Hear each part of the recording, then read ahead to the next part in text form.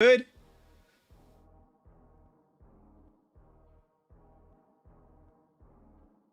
Because I have it set to auto. Wait, it shouldn't have auto stopped. Why did it end stream? Auto stop was not on. I don't think it was. No, it wasn't. Ooh, they need to fix that. That's not good.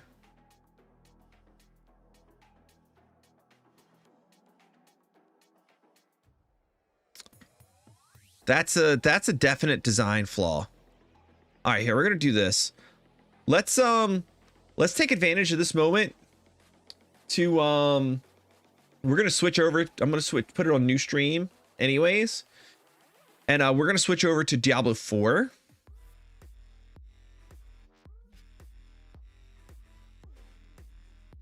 Oh, it kicked me back live on like a generic like new stream there.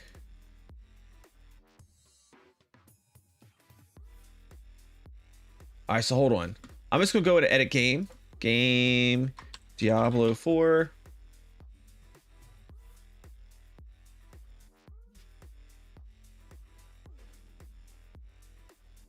Okay, let me go to this stream. Let me set that to Diablo 4. Where the heck is it?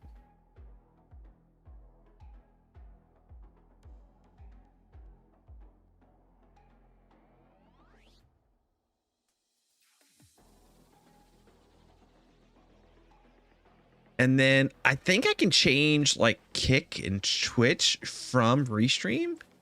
No, I can't change kick from there.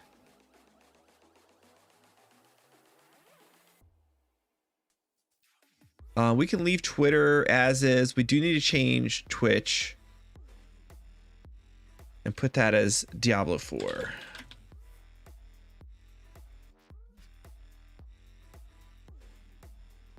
Okay. I think we have everything set properly. I think. The Watching Prowl Break Streams channel is my favorite.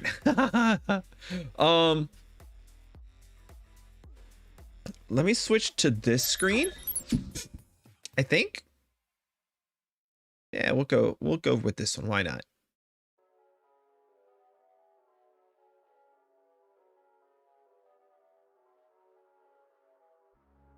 That's a tough one with really no straight answer. Harris Heller on YouTube has done some vids on his opinion. Wait, on what PDF?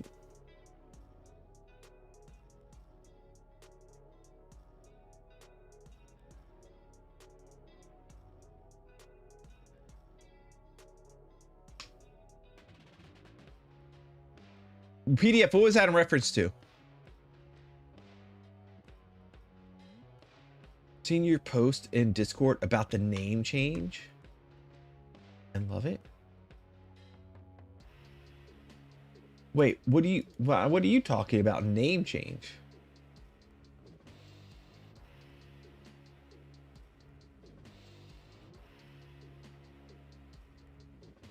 What King Vinny said?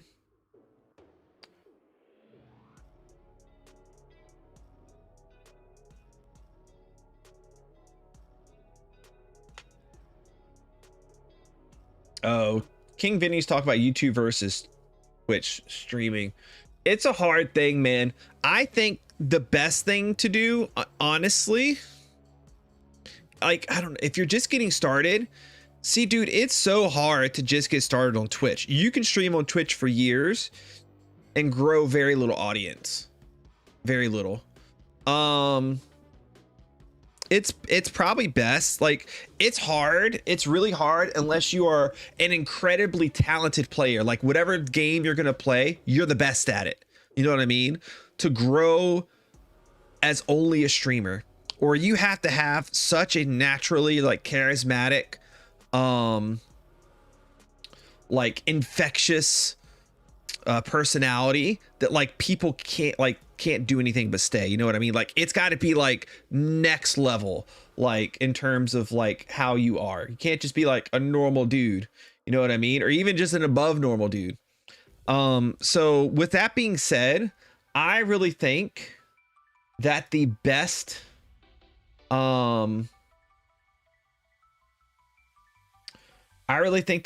thing to do is to plan to make video content on YouTube, shorts content on YouTube, and then multi-stream to YouTube and Twitch. Or if you're not down with multi-streaming, then I would say if you're only going to pick one, stream to Twitch would probably be the answer for now while you make video content on YouTube. But honestly, like, it's close. Like, I could see you, if you're making video content and you're doing good on YouTube, then you'll probably get more viewers on YouTube. So let me change that. I would say to do all three on YouTube. If you're going to just pick one, like if you're just like, nah, dude, like I'm only going to stream, YouTube's not the way to go. It's just not. Yeah, I wish I could get in with like that Harris Heller type crowd, because like there's not a lot of people, I don't think, that are like multi-streaming. I wanted to check and see how we're doing on Twitter. Is anybody even watching on Twitter? I'd be surprised. One viewer, which is probably like me. It's kind of me as a viewer. Ooh, hold on. So look here, let's start out with this as just like a little piece of news. This is probably not a good screen to use for this. We should probably use this. And let me move myself. You know, I want to get rid of goals. I want to get rid of this tracker thing for the screen. And that's what take my camera is like move it up here and like out the way. Something like that. Okay. Did he actually break the stream on YouTube? Yeah, I did. I'm going to bring that up to him. So if you turn off the YouTube stream, it doesn't just cut the feed, it ends the stream. I'm going to put that feedback like right now, because if I don't put it right now, I'm going to forget. Is there a good place to put in feedback?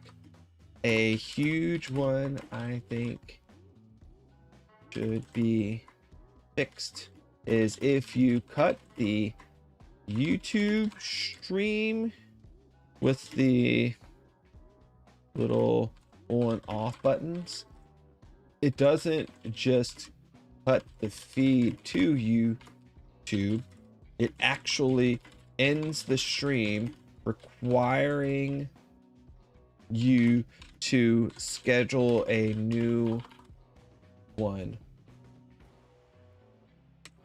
All right. We stream who dis. Okay, guys. So we're going to talk about a little D4 news. We're going to start out with some light stuff. And then I think what I'm going to do here, let's like round up some stuff. Or maybe, because I think what I'm going to have done is I do think I'm going to have Moldy go through and cut some of the stuff up into video form. Maybe I should like, no, I don't have that set up. I should record some like planned TikTok like based stuff too, I think. So if I'm going to do that, hold on a second. I need to go in here. Properties. Why is this window like this?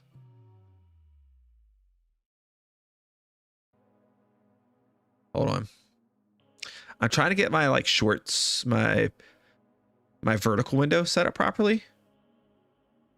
All right, now let me transform center to screen. Okay, that should be good. And then settings, general, backtrack runs while streaming / recording. Okay, so that's running. And then recording, I do want to record some stuff.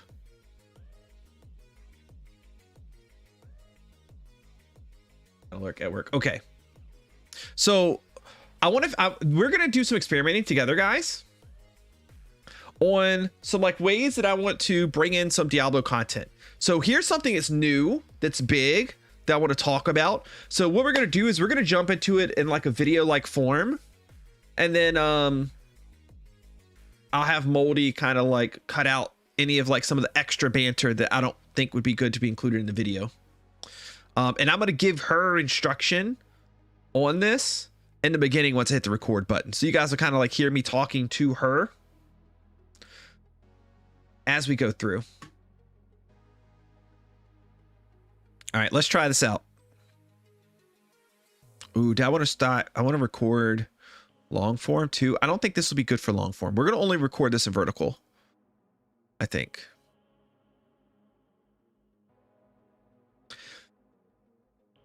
Okay, Moldy, this is for you. We are recording in vertical format. I think the plan for this is to record a YouTube short that'll be 59 seconds or less. And then we're going to be targeting a TikTok video for this that is more than 1 minute long. Anywhere from like, I think on average, I want to stick this to 3 minutes. Although if the usable content is less than 3 minutes or more than 3 minutes, it's fine. But like, that's going to be our target. All right. So what we're going to do is I'm going to go through, I'm going to specifically talk about this new mount thing that just came up. Like this was put up by Diablo about an hour ago. And I think it's our first look at what the different mounts are. So we're going to like pull it up. We're going to pause on them and talk about mounts just a little bit. Oh, I need to do this. I need to include a camera on here. Hold on. This, scene.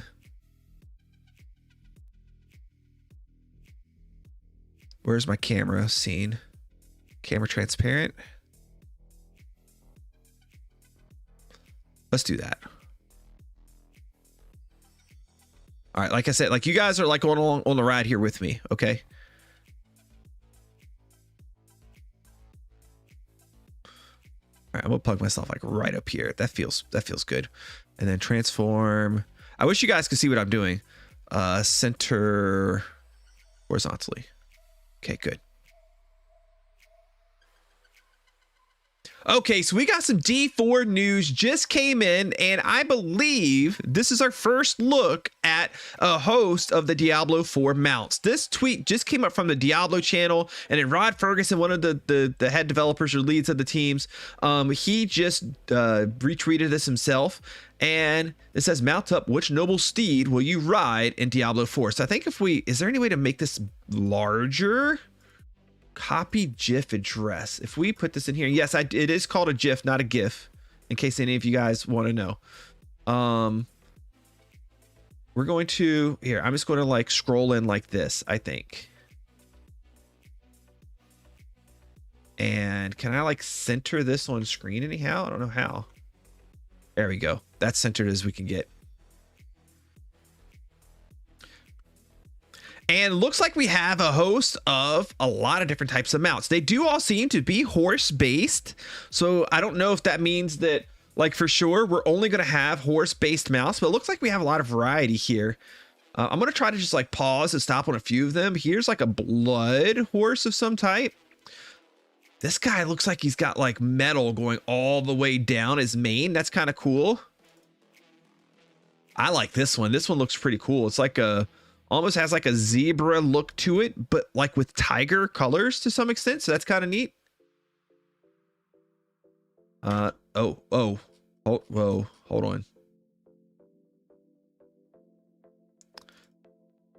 And yeah, it just seems like a lot of variety, but at the same time, like nothing like too crazy different from each other. The looks are kind of neat. They're very unique. Oh man, this one's like a decaying horse. It's like missing most of its face. Oh yeah, this is right up Diablo's alley. Now keep in mind with the horses, there's a few pieces of information that Diablo has given us recently. Blizzard has given us recently about them. You do unlock horses throughout your like questing through the main campaign throughout your first playthrough of the game. So you do get it sometime before you beat your first playthrough of the game.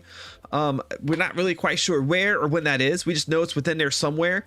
Some piece of information that was found earlier was that there was somebody that had a level 25 character in like one of Blizzard's things that they put out that had a mount. So we're thinking it's not too far after like level 25 and whatever you reach in terms of that level. Hold on, there's something else I wanted to include. What was it? Oh.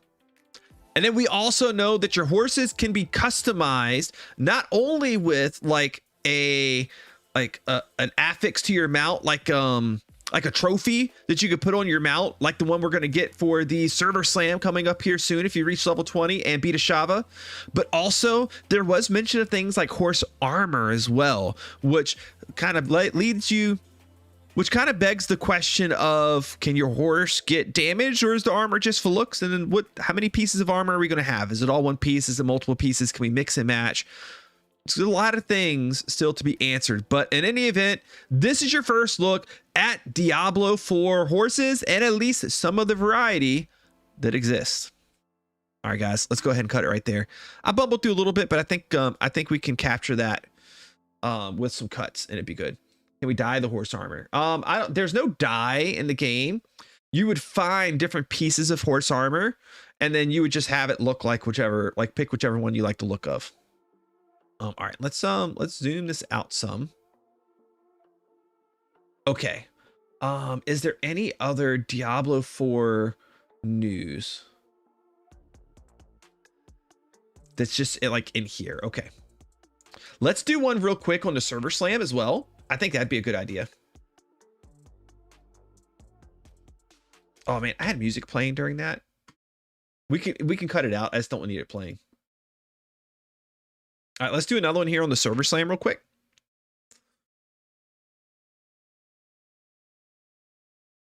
Hello, everybody. This is Prowl, and I got some Diablo 4 news for you. Diablo is hosting a server slam coming up May 12th through the May 12th through the 14th. What is a server slam, you may ask? Well, they're asking us to slam their servers. They want as many people on to play as possible, and that is why it is a free-to-play weekend. You do not have to own or have purchased or pre-purchased the game to be able to play. You can play as all 5 classes. You can level up to level 20. And then you get a special trophy. If you reach level 20, you do get the wolf backpack or the dog backpack, as well as if you reach level 20 and beat a Shava, the world boss, you do get a special mount that you can only get during this weekend to show that you were a part of this, which I imagine will be a pretty cool bragging right later down the road as this game progresses through the years. So make sure you attend the server slam. Again, you don't have to pay anything. I'm trying to think of like, what else can I say to like make this be more than a minute long? I'm aiming for more than a minute. Okay. And if you haven't gotten to try out Diablo 4 yet, right now, this is the best time to do it. Try it before you buy it. Play during that 12th to 14th weekend. Try different classes. My phone's going off and that's driving me nuts. Hold on. I'm pretty sure you guys could hear that in the background. So try it before you buy it. Try out the different classes. Make sure it's a game that you're going to like. I think it will be. And even if it's a game that you're not particularly interested in or thought you were interested in, it's worth hopping in because it's not going to cost you a dime. I'll see you guys out there. Wait, what's the place called?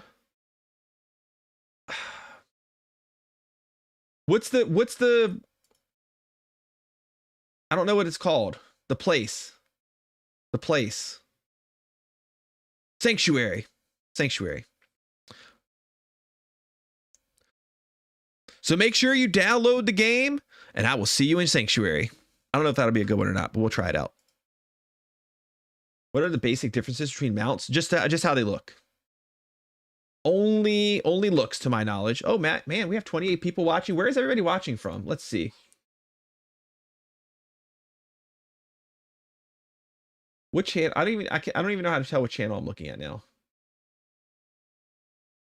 Oh, okay. All right. We have 12 there, 2 there, 12 on Twitch, 5 on Kick. Oh, I think I click here to tell me. Okay. Yep. That makes sense. Redo it in a Macho Man voice. Ooh yeah, Macho Man Randy Savage. Okay. Let's find some more Diablo news.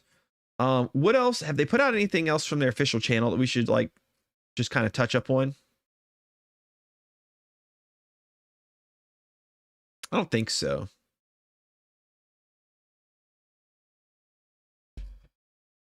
They have like some like class videos. Oh, does this show all of them? Have we found out what time yet? I don't know what time. I haven't seen anything that says what time.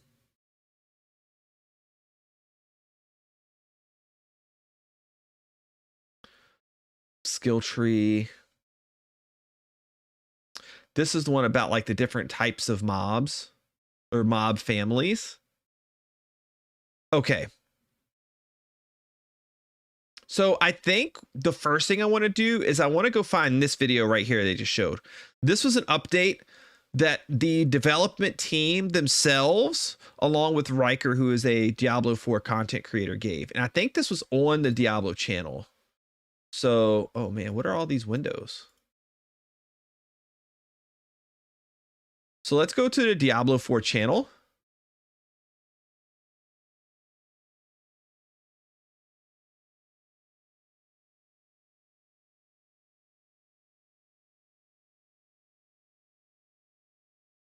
Where?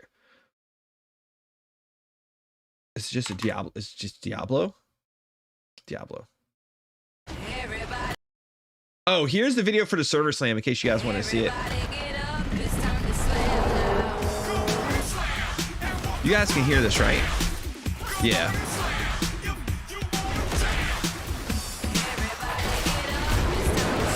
You guys on Kick, if it looks like you're missing your badges, you're not. They added an option so you can show the badges that you want shown. So you still have them. You just have to go through and manually display them.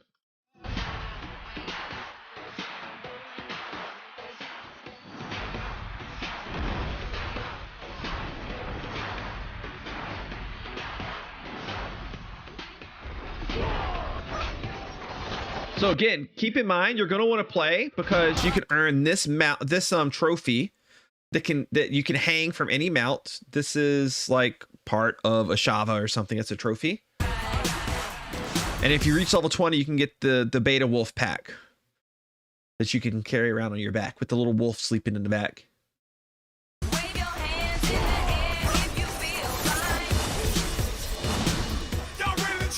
right, so that was that.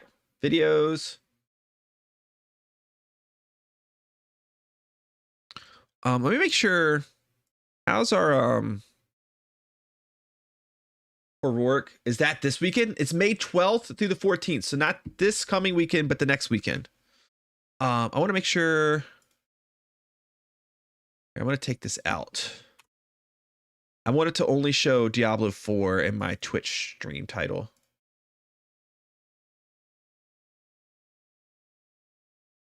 Diablo Hell's Ink Tour. I don't know what that is. Oh, so let's watch the trailers for the different classes real quick together. It's Mother's Day weekend. It is. It's also my in-laws' birthday weekend. Why do I have captions on?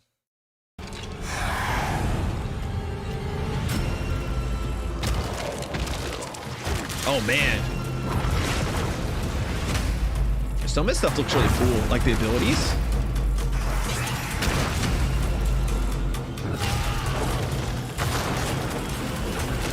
I think if I do a Necro, I can see me trying a non-summoning Necro. It just seems like it'd be a lot more fun. Like if there'd be a good way to get like a lifesteal Necro of some sort,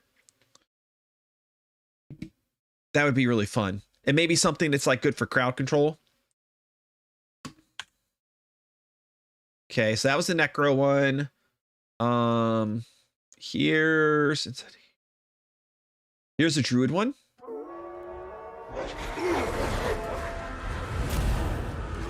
Wait, do I have this? Yeah, I do have Fallen maxed out.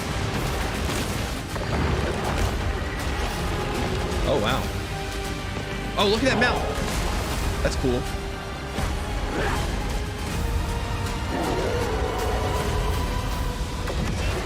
Oh, wow.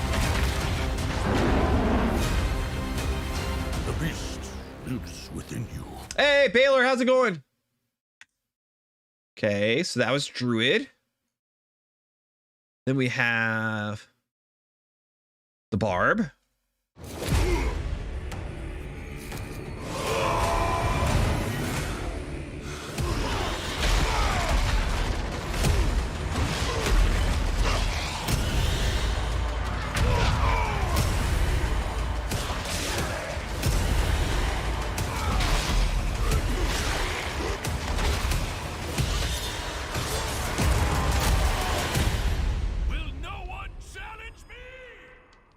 Okay, so there's Barb.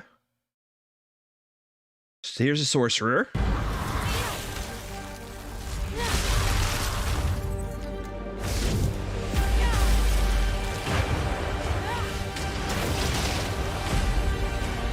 PDF.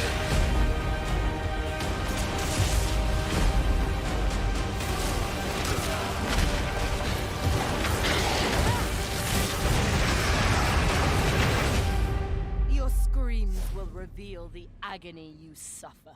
Sorcerer is so awesome. And then the Rogue.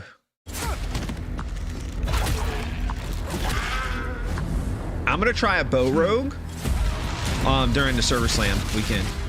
I want to go like almost pure bow if I can, or just like generally ranged.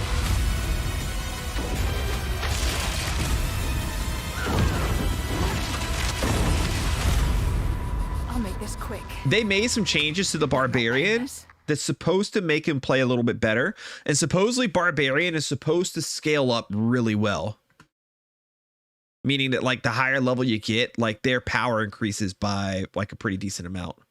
Okay, so that was all those trailers. I want to find the video that they did with Riker, and it's a kind of long one, I think. Is it, where didn't they do it here? Did they do it as a stream? They did it as a stream. Here it is. Man, it's an hour and 54 minutes. We can't sit and watch through all of that. It had a 20-minute wait in the beginning, it looks like. But like, I think still, even if you like take that out, you start right here at 30 minutes in. Like it goes, so it's basically like an hour and 20 minutes once you take out all the fluff. We could watch it at like an increased speed though. We'll watch through some of it and then we might change gears. Or you know what? Let's just go to Riker's video. Riker's video is shorter and he basically just covers a lot of this. And then we can use this as a react video.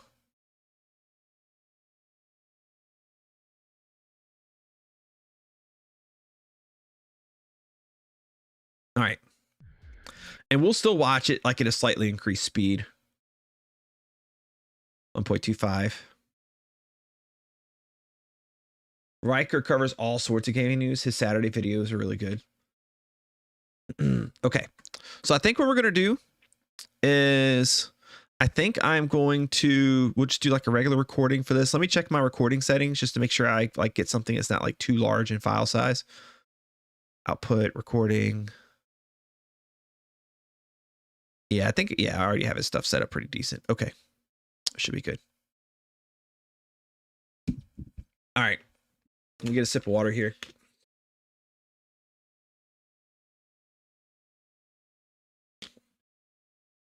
Let me give Moldy some instructions for the beginning of the video. Let's hit record. All right, Moldy, we're going to do a react video here. There won't be a lot of editing with this, really, I don't think. I'm going to play the video and just kind of like chit chat about some of the things that happen. If we reach a point where I kind of like ramble on too much, about something, maybe we'll cut that part out, but I'll try to stay pretty like one point so everything could just kind of be like almost one cut. And I'll kind of like have an opener, and then I will maybe do some basic interaction with chat throughout. So I think that's how it'll go. Reach a point. That'd be the whole video. Shh. Shut up, PDF. Okay. All right, let's do it.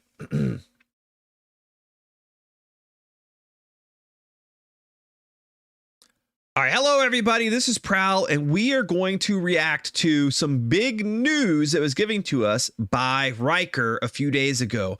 I know this has been covered by a few people already, but I wanted to cover it because I feel like, no, hold on, cut this part out. Because I want to give that perspective from a person that's a little bit more in the normie realm of things, as opposed to people that have been playing Diablo and ARPGs like nonstop for the last like 10 plus years. So if that's you, or even if it's not you, stick around, because we're going to watch some great information here from Riker.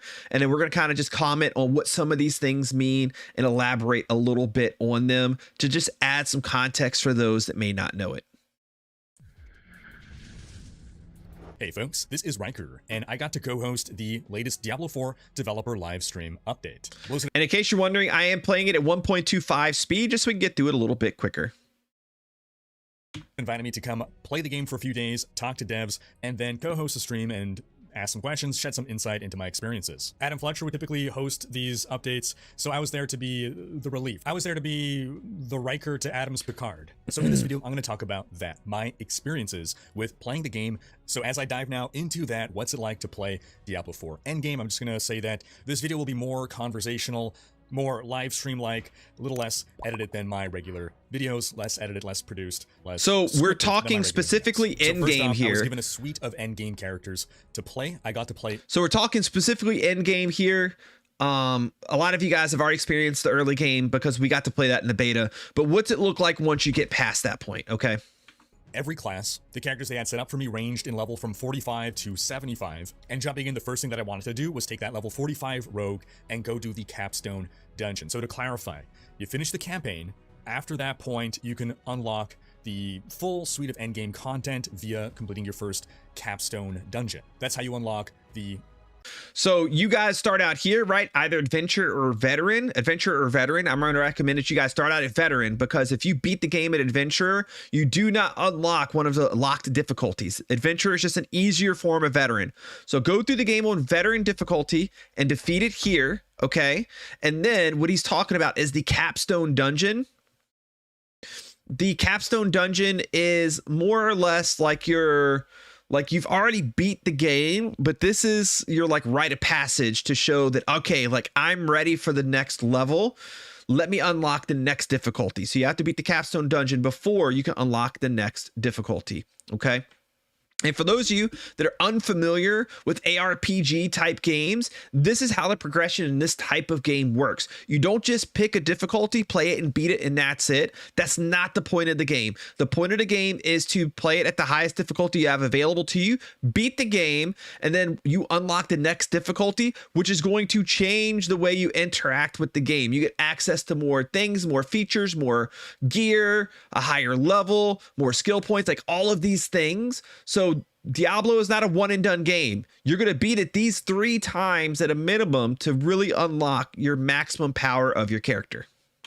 Third world tier nightmare. But this dungeon is level 50. The monsters will not scale down to your level. So I'm assuming they gave me a 45 character because maybe that's the level I could expect to be when I finish the campaign. And if I want to go dive straight into that capstone dungeon, I should say that the gear that I was given was...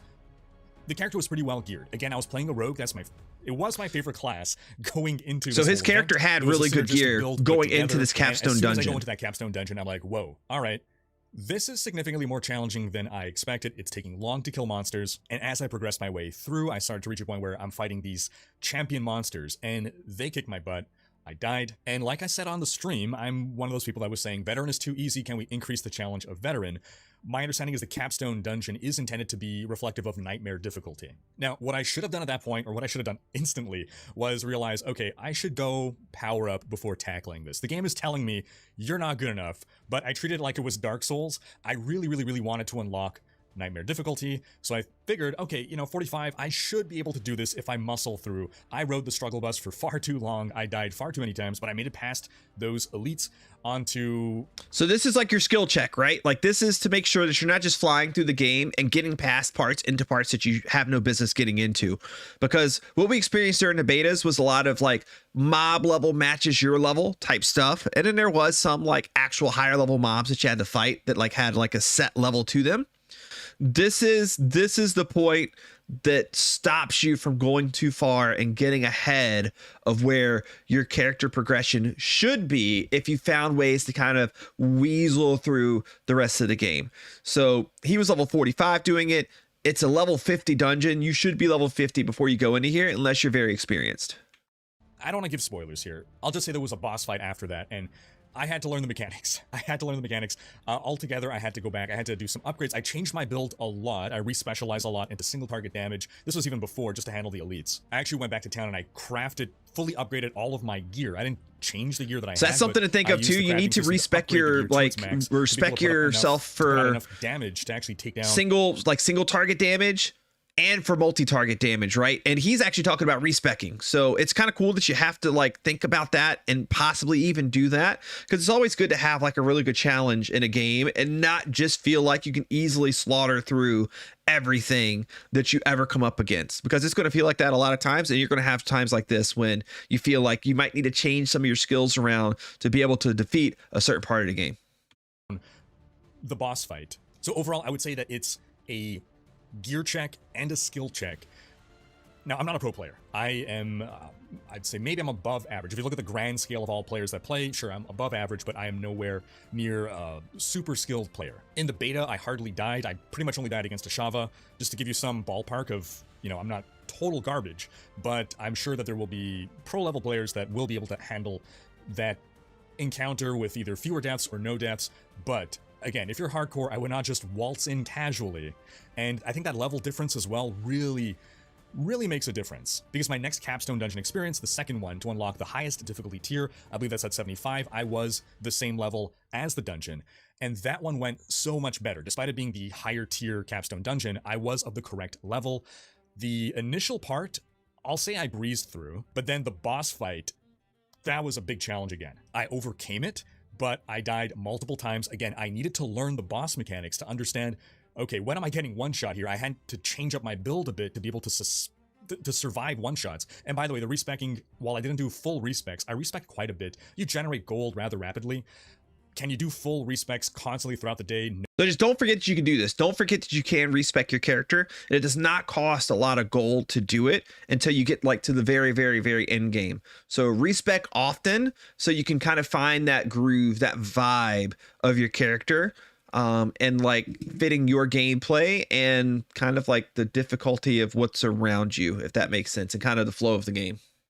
No, but you could afford to respec quite a bit. Even at level 75, I was respecking things. I was earning back the gold. It wasn't a big deal. But again, I wasn't doing full respecs. I was redoing some Paragon nodes. I think I respec the whole Paragon board. I changed up. He'll talk about Paragon board in a little bit. Some skills, but I didn't completely alter my build. But yeah, I had to spec more into survivability to just sustain the fight. I had to learn to better play my build. That's another thing as well, right? I'm jumping in there with a build that I've not played before, so I'm learning how it works. I'm learning how the mechanics of the build work. I'm learning how the mechanics of the fight work. And again, I would almost advise a hardcore player, maybe just try softcore first, just to know what you're up against. The hardcore community is not like him saying that. Hardcore players, those are the ones that, like, if you die, you're like permadeath. And in a game where you can get one shot, you have to be really good at hardcore to not just get like absolutely demolished and really like set back. I'm going to be super impressed with all you hardcore players who are going to on your first go survive all these fights. In general, things are well telegraphed, but it's a skill check. You're gonna have split seconds to react to what you're seeing. And if you're not spec for survivability, there will be one-shots. At that point, I was playing a sorcerer, and I basically changed my build. Survivability is really important. Shields every time I used a cooldown, and I was timing my skills in cadence with the boss's attacks to ensure that I always had a shield up whenever one of his attacks were coming, because so he's talking about like different classes are going to have different things for survivability, but you're going to want something that mitigates damage or eliminates damage altogether. And he's talking about how he would time these shields as a sorcerer, which make it to where you don't take any incoming damage during that time that shield is up, with the boss's attacks that can one-shot you.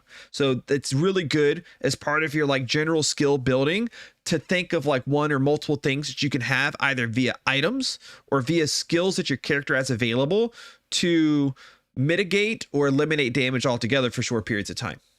I had a lot of difficulty dodging some of the boss attacks. And again, if you're off by that fraction of a second, bam, it was enough damage to one-shot me if I didn't have my shield up. So again, I wiped against that boss multiple times, but it felt so good to overcome the challenge and then unlock that highest tier difficulty. I would say that the capstone is on average more difficult than the average content of that world tier. That is, if you're just out, you know, in the open world, it's not like everything there is going to be as challenging as the capstone. That was another reason that I was trying to really muscle through to unlock it, because better loot drops in the next world tier, and that loot is then going to start powering you up more. Now, to clarify, you don't need to even do your first capstone dungeon to start doing endgame content. You just only get access to nightmare dungeons and Helltide once you are in the world tier 3 nightmare. Before that though, you could be doing. So there's your incentive to get past this, is to get access to Helltide, and I think Fields of Hate. No, I think Fields of Hatred you can get to earlier, but like there's a few things that you don't get until you get to the nightmare or the 3rd level difficulty. The Whispers of the Dead. That's typically how you would get your first nightmare sigils. So nightmare sigils are used. So here's your nightmare sigils. These are things that you like will apply to a specific dungeon to make that dungeon harder but more rewarding. So you'll see that there is the sacred and the ancestral nightmare sigil, and like these higher level sigils, they only allow you a very limited amount of revives, whereas these lower tier sigils allow you more revives. And like here it'll tell you like this one, reduce cooldowns on kill. That's like a benefit to you. So you get one benefit and you have 3 things against you: blood blister, monster attack speed, and monster vulnerability resist. So, and it's going to tell you, it's going to send you to a specific dungeon, which I think is what this up here is: Cultist Refuge, Sunken Ruins, Blind Burrows. So you're going to go to that particular dungeon. It's going to tells you where it is right here too. It tells you how many revives you have, what boosts you get, and then what negatives you get put upon you. And then, like I said, you get better rewards for going. So this is going to be one of those like end game pieces of content that keeps you playing the game over and over and over again, gives you ways to get better gear, get more levels, and overall give you just more of a challenge while you're playing so you can have more fun. To open nightmare dungeons, you get your first of those via the bounties, the Tree of Whispers. In my case, I was given characters that had a full inventory of nightmare sigils, so that I didn't have to farm that stuff up. So nightmare dungeons will be a core part of the end game loop. And you find those sigils in like certain areas when you play. Tier 1 ones, they have different tiers of escalating difficulty. You get your first via the Tree of Whispers. Then after that, once you are inside a nightmare dungeon, you can get other sigils to drop. That'll be for higher tiers. So I'm running a tier 1, then inside. So while you're using sigils, you're earning new sigils. So that way it's like a repetitive thing. If you want to keep doing nightmare dungeon runs, you don't have to necessarily go somewhere else to get the sigils and then go back into the dungeons. Like you can just chain the dungeons. Although he'll talk about later, like there's some restrictions to that. And maybe I'll get a tier 2 or whatever, some higher tier, and it goes on and on. That's generally how you're going to continue to farm your nightmare sigils. If at some point you're unhappy with the sigils that you have, you can break them down into crafting materials and craft your own nightmare sigils at the occultist. So you can go to the occultist here, and you can kind of like scrap your sigils that you have down into sigil powder, and then craft with that sigil powder a higher tier sigil. So if you have 1 through 5 or some 6 through 10s, you could go ahead and like break those down into the powder and then craft yourself an 11 to 15 or 16 through 20. Generally, the higher tier that you go with the sigil, the harder the dungeon's going to be, the more rewards you're going to get out of it, though. So it's going to be this like balancing act of like, how strong are you to be able to take on these dungeons? And you're going to want to like match yourself up appropriately. You don't want to be able to go through the dungeon probably so easily that it's just like that, like it's not a challenge at all, because then you're probably not getting as good of a loot as you can. But you don't want to go in one where you just keep going in and like throwing yourself against a brick wall and dying and dying and dying and dying just to try to get through it, because then you're probably wasting your time and you're not being time efficient. Or you might even have sigils for dungeons that you don't want to run, and you can break those down and craft them into other ones and get a different dungeon too. Either because you want higher tier ones, so you're gobbling down your lower tier ones to get higher tier ones, or you, I don't know, you hate the map, you hate the dungeon, or you don't like the affixes that roll, because there's randomization of the the affixes too. Like it might have an affix that for whatever reason, like you just have a problem with defeating based on your class, your spec, your play style. Like it may have an affix that you're like, no, dude, like I hate this one. I do not want to fight against this blindness thing or the blood blister or whatever the affix is that makes the dungeon harder. So again, you can just kind of re-roll it at a cost to you. Affixes that roll on those nightmare sigils.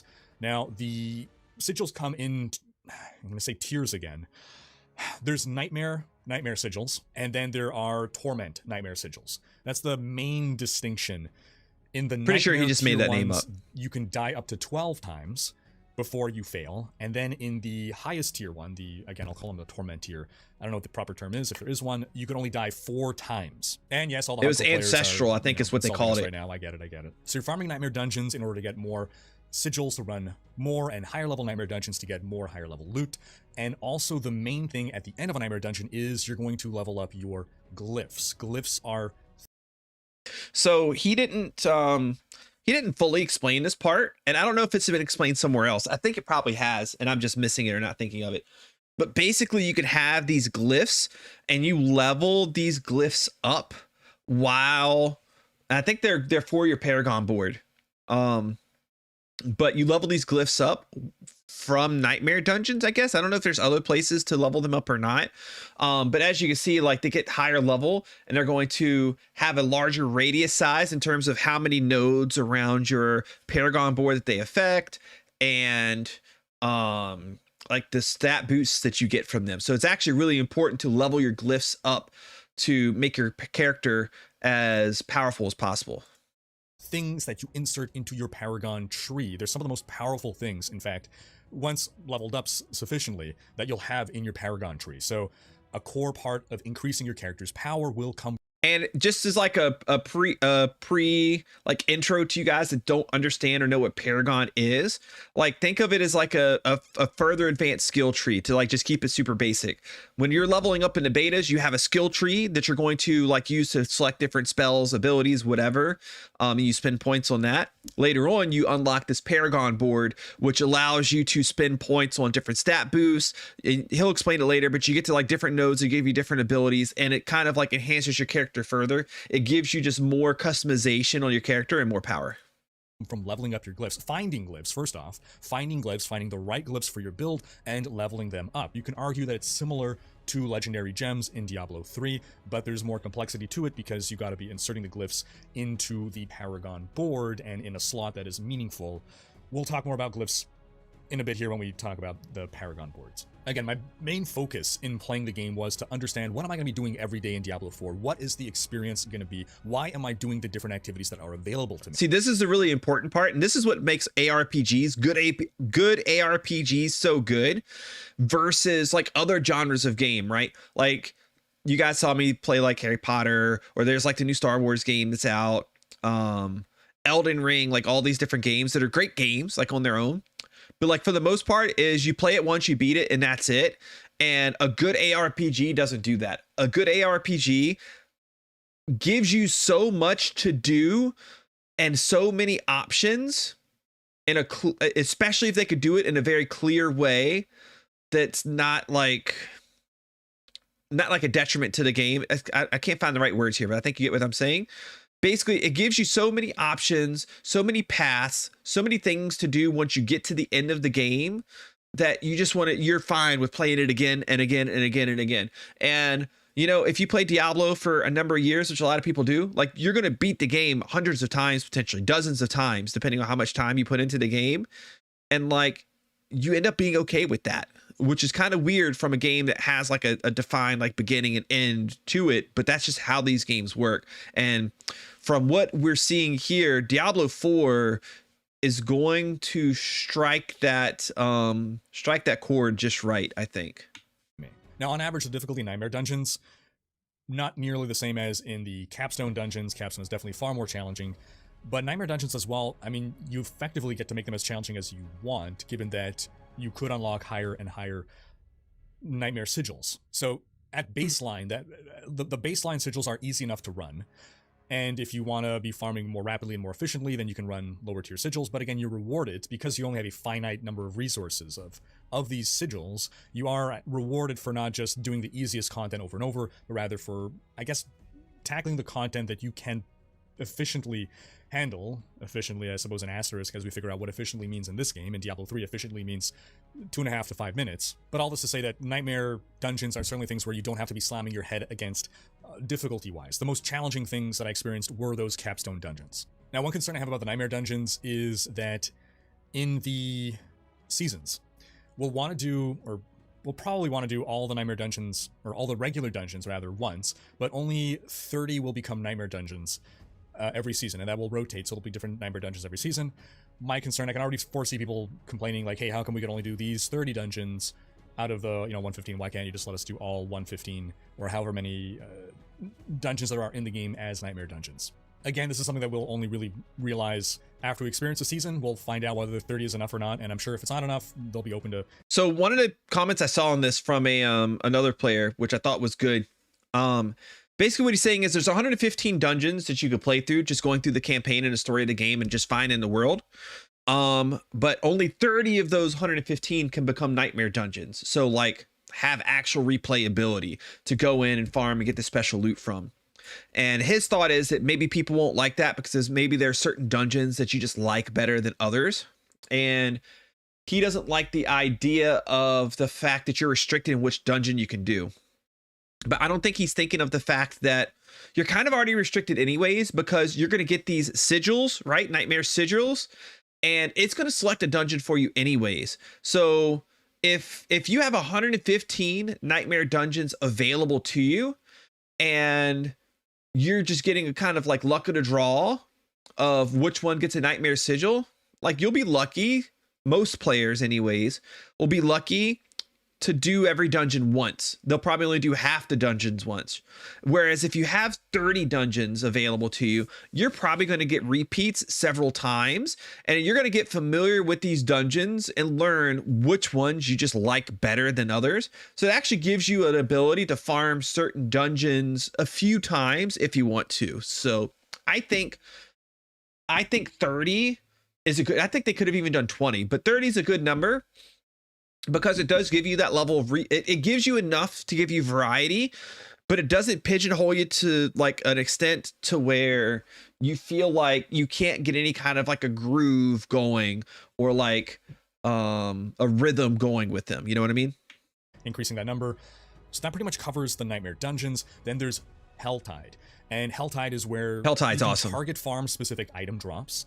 We'll explain why in a bit, as well as it's pretty much the only place that you can get certain important crafting materials. Crafting materials. The Helltide, select your drops you can get. Part of your core gameplay loop at the end. You have reason for wanting to do both of them, and there are things in each that you cannot get in the other. That said, it sounds like XP farming will not be relegated to one or the other. I asked about this and it said monster density should kind of be the same. So this is good. It's not like in Diablo 3, for instance, where so they're trying to make it to where you don't go to just one area of the game to get XP, and that's the only area you go. Pro gamers will find what is the most effective thing to do for XP farm, but from a design perspective, nothing is designed to be, oh, this is what you want to do to grind XP. And a lot of like pro players will say like, oh, but like we're going to find the best place to do it and we're just going to farm XP there anyways.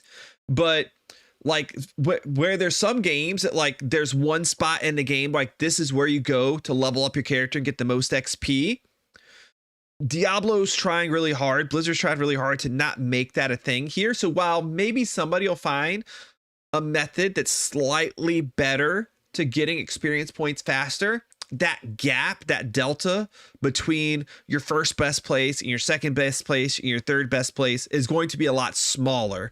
So whereas in a game of like Diablo 3, where maybe, and I'm just making this number up, maybe you get 30% more XP anywhere else by going to this one area. Therefore, everybody's going to go there because it's such a big benefit. If they find a spot here, like let's say it's the Fields of Hatred, where maybe the gap between first best and second best place to get XP is only like a 3% difference, and then second best to third best is another 3% difference, and then everything else is kind of like tightly knit behind that. Sure, like your like most hardcore players that like play 50, 60 hours a week and are trying to speed run the game to get through as fast as they can, they might decide that they still want to do that number one method the most. But for only a 3% efficiency gain, you could also argue it's more worth it to go through and do a variety of stuff, if for no other reason than your own sanity.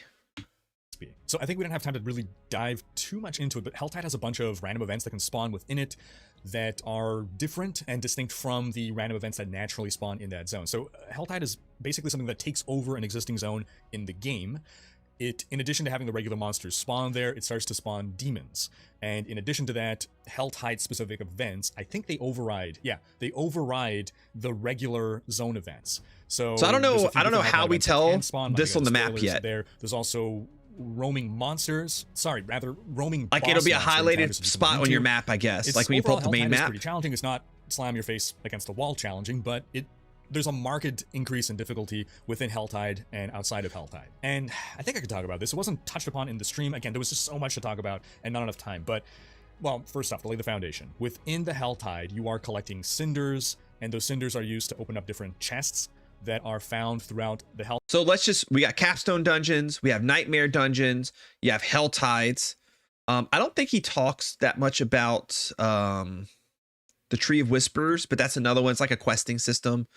And I don't remember if he talks about Fields of Hatred, which is like the PvP area, and he doesn't touch on world bosses here, but like basically you have all these things that are like in-game content, and he's kind of going over all of them.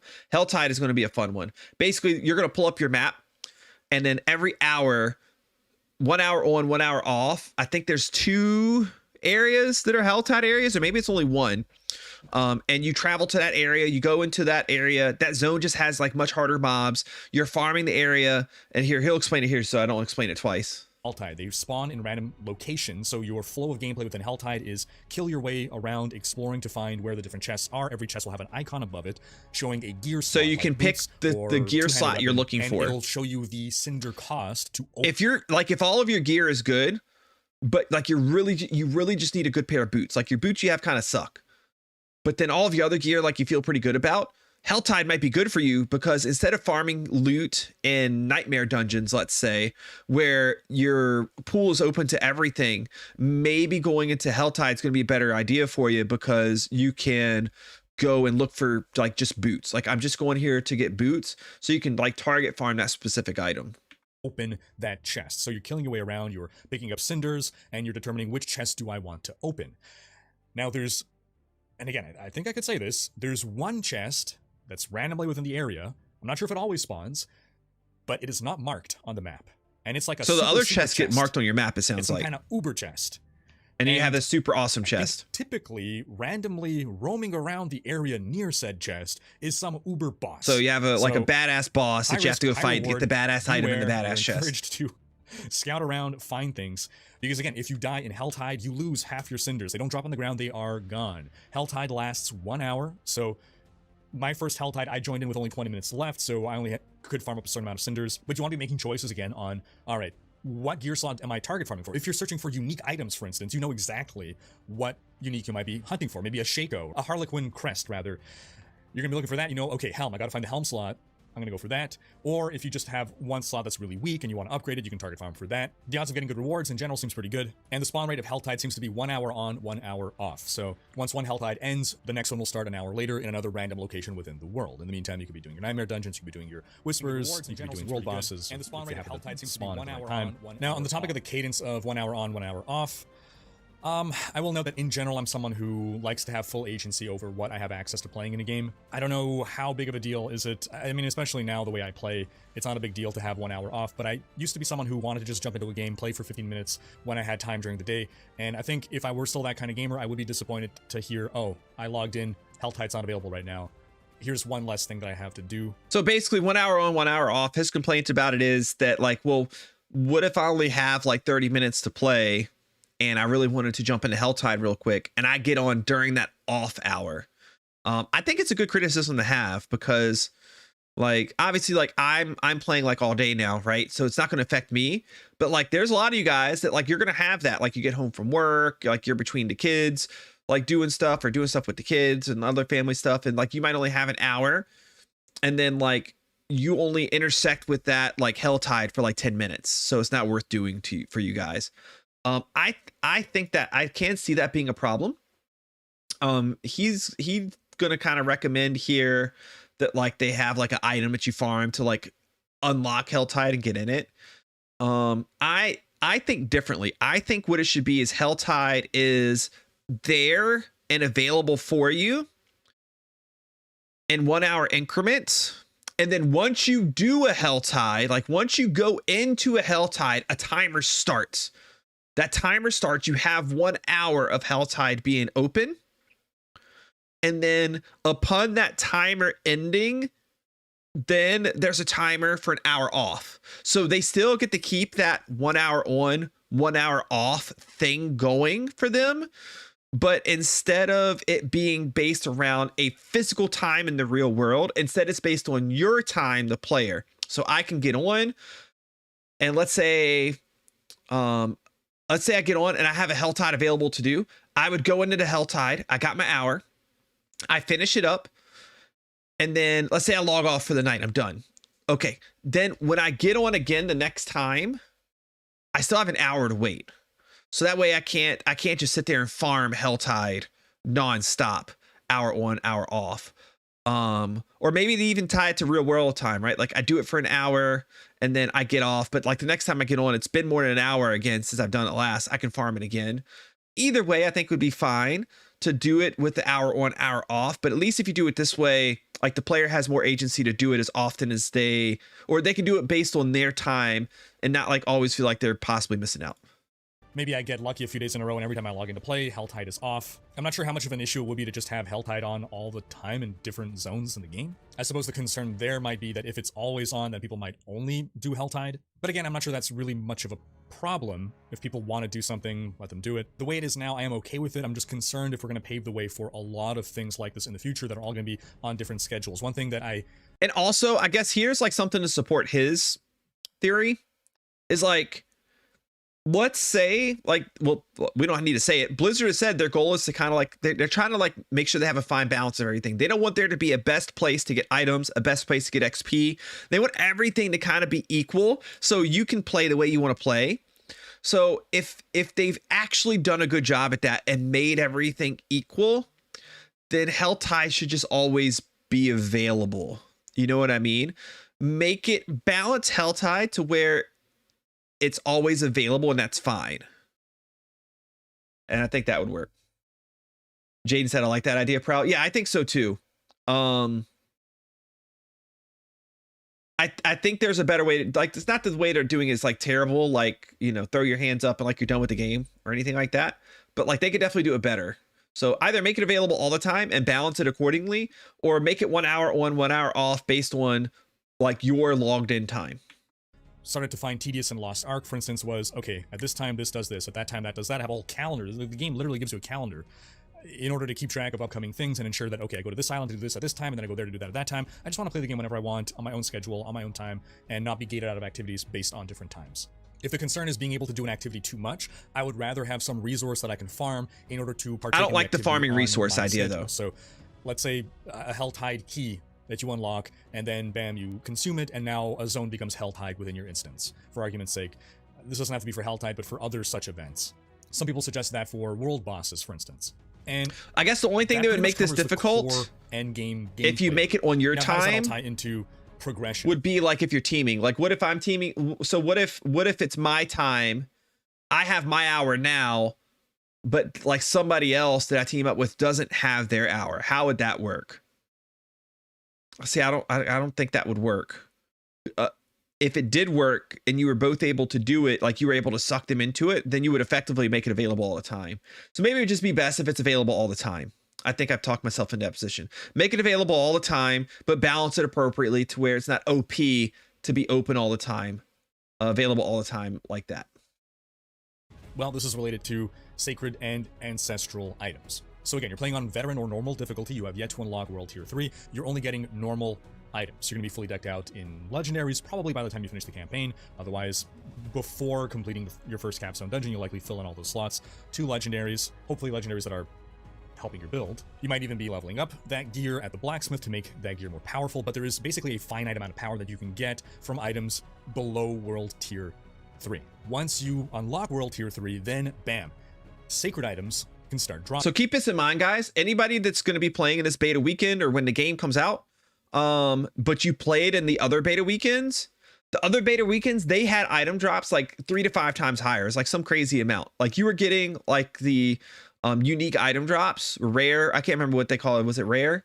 Item drops and even legendary item drops like crazy. Like it was raining. You know what I mean? It's not going to be like that now. They've tuned it down to the normal levels. So while you're leveling up to level 20, you are probably not going to get your character with all rare items or all rare items and all legendary items. You'll probably find a couple if you play a decent amount, but you're not going to just deck your character out. So just kind of keep that in mind. And he's talking about like the power of the items as it goes up into like the different tiers. Like it progressively gets more and more. These items are going to be on average better than the gear you've been able to find up to this point. And this is when the gear stops leveling with you. You can get a drop that might be good all the way through level 70. So it's a little bit similar to Diablo 2. Once you complete normal, then you start playing on Nightmare, and now you get exceptional items that can start dropping. So again, the flow of progression is going to be you're pretty much maxing out your normal gear by the time you unlock World Tier 3, and then you're going to start getting upgrades again, and as you're progressing your way up to about level 70-75 to get World Tier 3 unlocked, which again, I'm sure like super pro players will probably... Yeah, you'll be able to see what gameplay is like in terms of like IRL, like when the game actually launches play.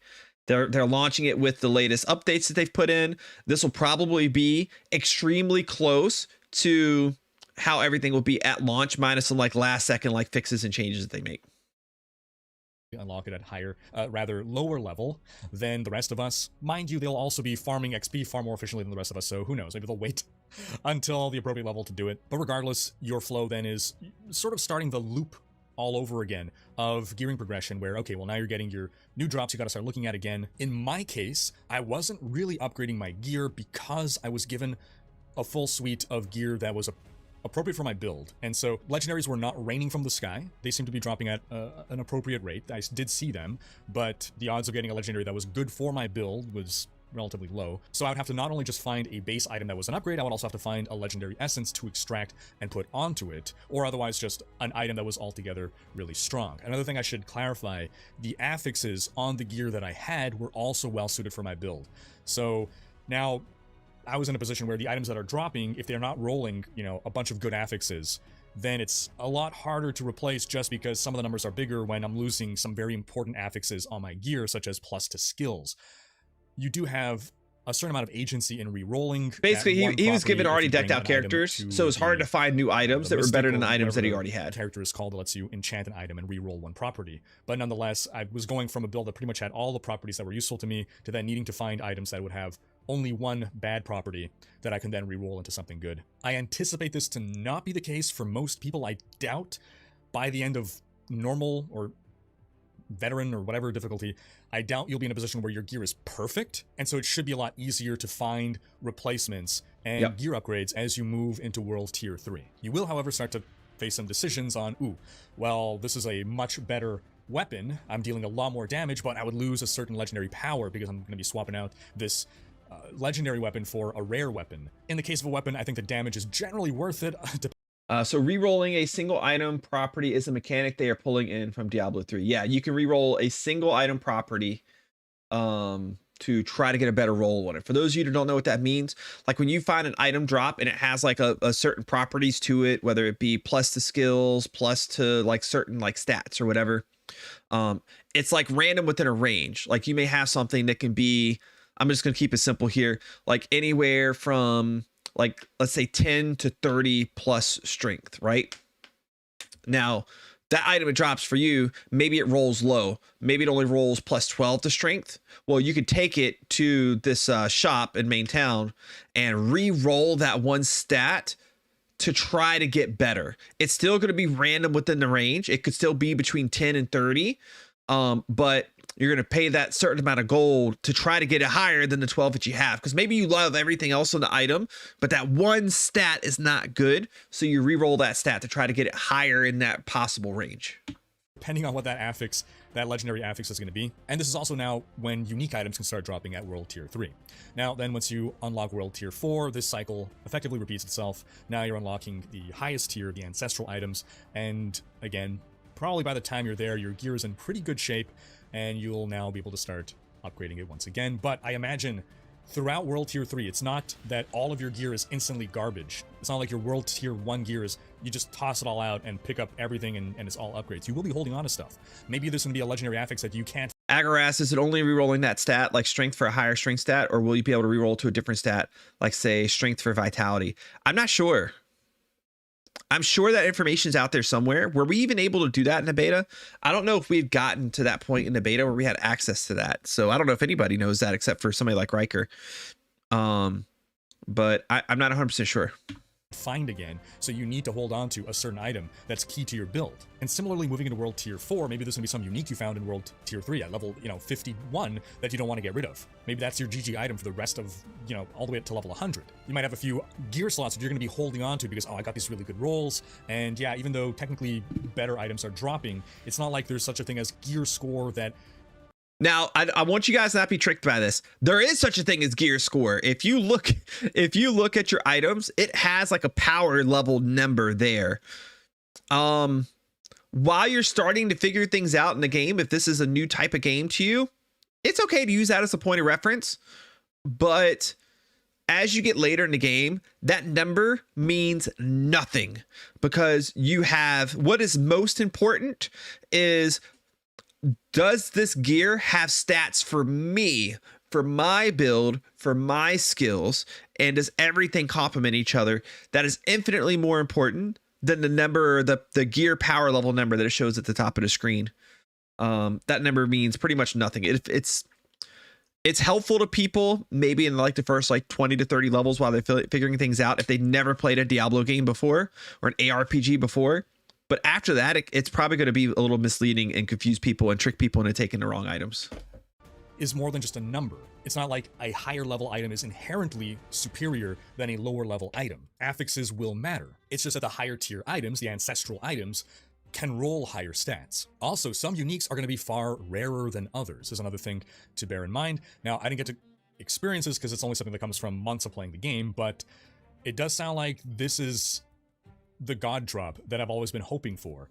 You have some items that are super rare, or at least more rare than all the other items, such that when you get one, you feel so awesome to have found it. This is something that I was hoping for D4, sounds like it should be in the game. Alright, now for the Paragon boards. I was someone who, when I first saw the Paragon boards, I guess a while ago, I wasn't terribly impressed with them. I just sort of had the idea that, okay, it's gonna be a board with some like random, selection of pseudo-random attributes.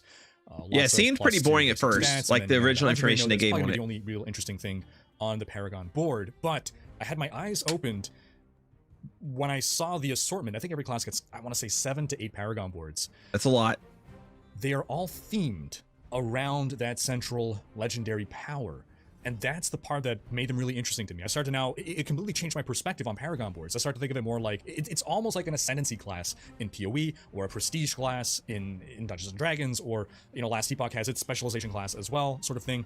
Not quite to that extent, because you can select eventually multiple boards, but on the Necromancer, for instance, like, okay, here's a board that is for the ultimate minion Necromancer. So that central legendary node does something very powerful. I think on average, the legendary powers on the Paragon board are more powerful than legendary affixes. So this is something significant. By the way, the legendary power or unique power on a unique item is a couple times. It's some multiplier on average more powerful than a legendary power, just to put some sense of scale in there. So you have, in order of increasing power, I believe you have your basic legendary powers, you have your Paragon board legend. So basically, if I'm going to dumb this down for you guys, you're going to have like Paragon points that you earn later on, right? And you're going to have these Paragon boards, which will, I don't think he shows one here in this video. You can look them up though, which is basically, he might show it later on, which is basically like a board that you kind of like trail a path through, like with skill points that you spend. And you are trying to work your way to certain nodes that give you extra powers, including a legendary like power that's made to complement something that your class has, a type of skill that your class has. So you're going to have these different boards to choose from in terms of charting this path, right? And then you are going to then within that board specialize in certain things that help that particular like type of skill, or maybe even specific skill. I don't know how specific it gets. We'll have to see. But yeah, it's a way to like really customize your character beyond just the normal skill set. Legendary node, and then you have your unique affix or unique legendary power that would be the most powerful of the three on average. But going back to the Paragon board, so again, you have your Summoner Necromancer. And one thing I heard from Kriparian, I think, I don't know where he got the information from, but supposedly the more points you spend in the boards, or the more boards you go to, the more points it costs to get stuff. So from what it sounded like he was saying, I can't remember how he phrased it, but like there is going to be a benefit to like waiting longer to get like certain boards. I can't remember. I don't want to slaughter what he said. I'll have to find that video at some point and we'll go over it. Legendary power is something that is comparable to in design a legendary power on an item, but a little bit more powerful. And then you have your rare and your magic nodes that are thematically tied in. So the least interesting thing on the Paragon board is just the basic nodes, where it's just +2 different stats. And there's no such thing as main stat in D4. You could want different stats on your character for different reasons, whether you're going for more crit, or whether you're going for more resource generation, or what have you. Sometimes even your glyphs will make you want to build for a certain stat, because there are mechanics within the Paragon board that turn on or activate based on how much of a certain stat you have. So you might find yourself building a stat for the sole purpose of unlocking a better effect on the Paragon board. From a design perspective, this was the idea of, okay, in D2, for instance, there are certain items that you cannot equip unless you have X strength. They wanted to take that same concept, but make it less punishing and move it elsewhere. So they have it on the Paragon board where, well, if you don't have this amount of a certain affix, you won't get this more powerful bonus effect. So to use as an example, so basically like the way like Diablo 2 is, for example, and a lot of these ARPG games is people like to min-max a lot. You put no points into one thing, you put a lot of points into something else when it comes to like not skill points, but like character attribute points. And if you don't spend your points right, you basically just ruin your character. And it leaves you actually very little options, because like basically, I don't know, it's like a barbarian, you would always add a bunch of strength, a little bit of vitality for health, and that was it, right? The Paragon boards is like their way of doing that, but making it less punishing and more like rewarding and fun and offering variety. Example, on the Paragon board for the ultimate Summoner Necro, the legendary power could be something like your minions deal 10% more damage for each minion type you have, thereby encouraging you to use all the different minions and rewarding you for doing so. Then your individual rare nodes could be stuff like plus 15% damage to Skeletal Mage. And then the blue nodes could be something like plus 5% to minion armor.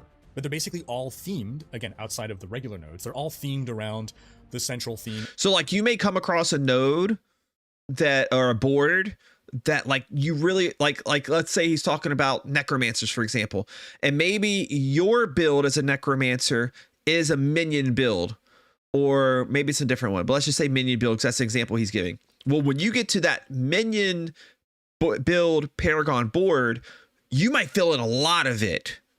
Whereas if you're doing a different board, you might just chart a path to like one specific node and then chart your way back out to get to another board.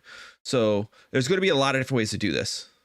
And fantasy of the Paragon board. Now, one issue with Paragon boards is you can't plan ahead. There's currently no Moldy said that's good because I always worry I'm assigning the points wrong.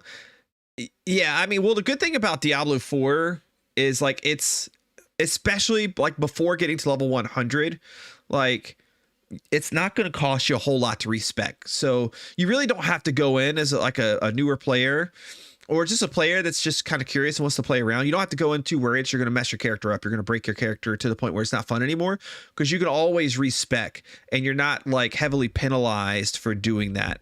Whereas like other games, that hasn't always been the case. No planner built into the game. So once you unlock the Paragon boards, well, now you might want to completely change your build, or otherwise, I guess what you would do. And also, from my understanding, here's some like timelines that you guys can kind of think of a little bit. I want to kind of break this down too. So supposedly it's going to take about 80 hours to get through the battle pass. Okay, so about 80 hours of gameplay to get through the battle pass. We know the seasons are going to be 3 months long, so that's 90 days. So basically 90 days divided by 80 hours. So as long as you play, 80 hours divided by 90 days is if you played every day, you only have to play what, about 40, like maybe like 50 something minutes, 55 minutes throughout the day, every day, to get to max level in the battle pass, the season pass. Supposedly it's going to take 160 hours of gameplay to reach level 100 roughly. So then you're talking about through 90 days, about a little bit under like an hour and 45 minutes basically of time that you'll have to play every single day to reach level 100 max character level. Most people, I think most gamers, they say like on average game like 5 days a week. The game about 3 hours a day on the lower end, 4 hours a day, 5 hours a day on average. So let's just say 5 days a week, 3 hours a day. That's 15 hours a week times 12 weeks in a season. You're looking at 180 hours. So that's basically what you're like, how much playtime you're looking to put into the game if you're trying to get max level. Is you would see what build am I running now, which Paragon board best fits the playstyle that I'm going for. Alternatively, you might say, oh, dang, this is a really powerful Paragon board, or now that you're seeing them all, you might decide, okay, I want to combine these, and I'll completely respec my build around the Paragon board. Overall, I definitely hope that at some point they can add into the game a Paragon board planner. I'm sure that there will be external resources, websites. A planner would be really nice. In order to do this planning. Extremely nice. Things are available to us within the game. I imagine there'll be some out in the first, like maybe a few weeks after the game's up. Maybe even quicker than that. Not everyone is going to go do that. Not everyone will go to these other websites and use build planners and whatnot. I feel quality of life stuff should be in the game itself and not have to come from the community. I love community resources. Don't get me wrong. I always love when the community comes. Yeah, the more they can build into the game, the better. But I think a lot of that stuff generally should be in the game by itself. One of the issues is that you can't look at what the Paragon boards are unless you are currently. Yeah, it seems like an oversight. Hopefully they fix that before the game launches. So it just makes it more difficult. Like it'd be nice to be able to see what the Paragon boards are before you start throwing points at it, so you can kind of like plan ahead.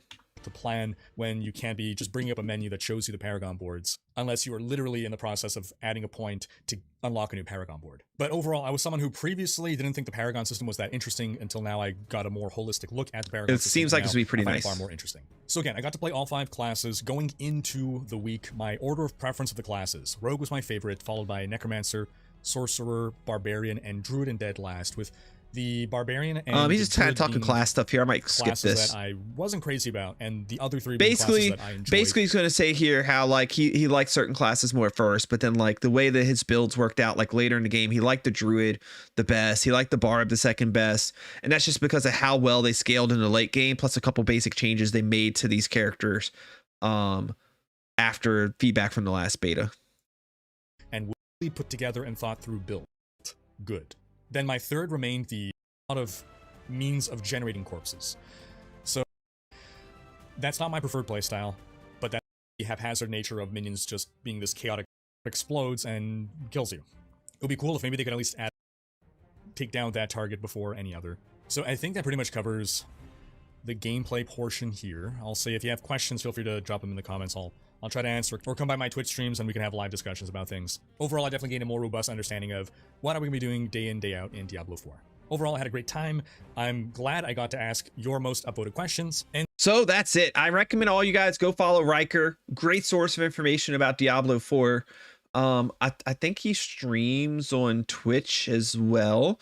He puts these videos out every so often. Obviously, he's like really ingrained in the Diablo community. That's why like they brought him on.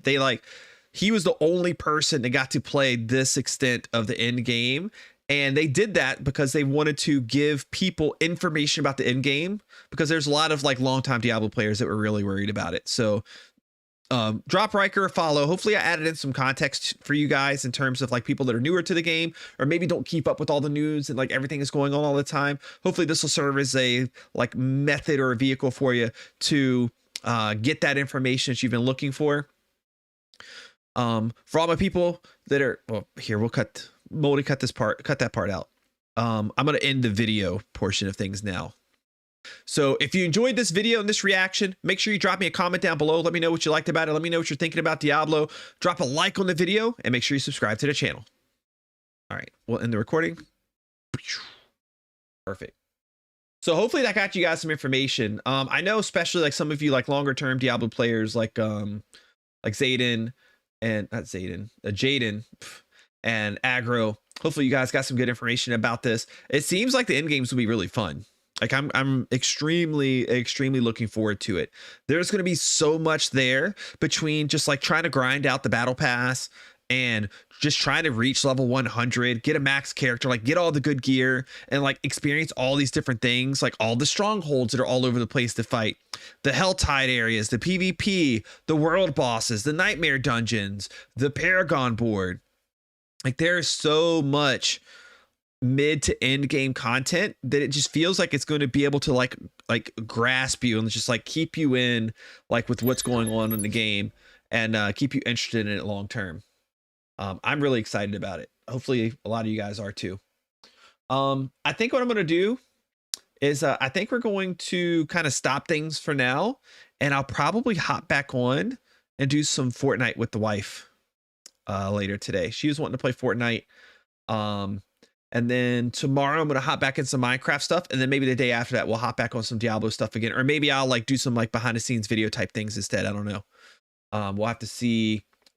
We'll have to see how my planning works and what I want to do in terms of getting the things done I need to get done.